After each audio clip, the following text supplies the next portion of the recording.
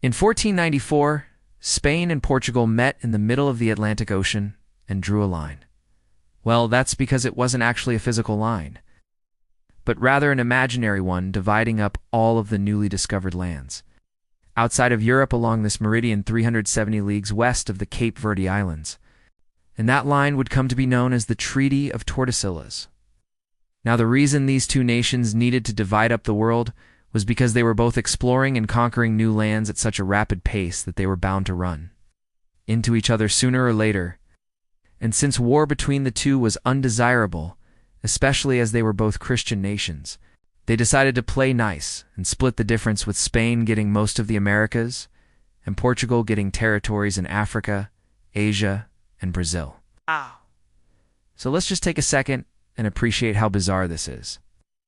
Two European nations who had never before set foot in the lands they were dividing up, just completely ignoring the fact that there may have already been people living there, and completely oblivious to the fact that they were about to cause massive cultural and linguistic homogeneity in the Americas for centuries to come.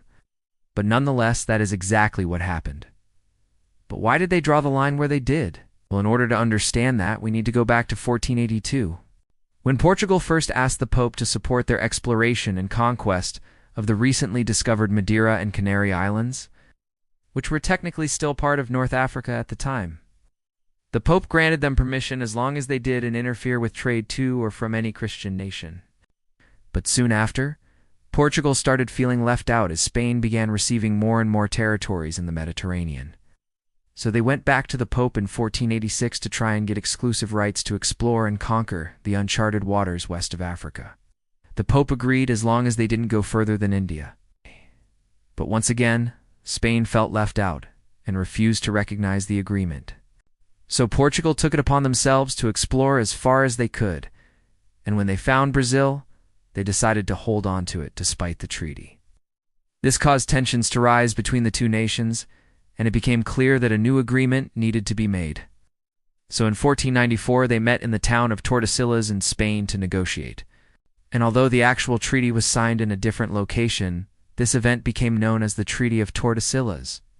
Now, even though the treaty was broken up into three separate sections dealing with Africa, Asia, and the Americas respectively, we're only going to focus on the Americas, since that's the main reason you clicked on this video.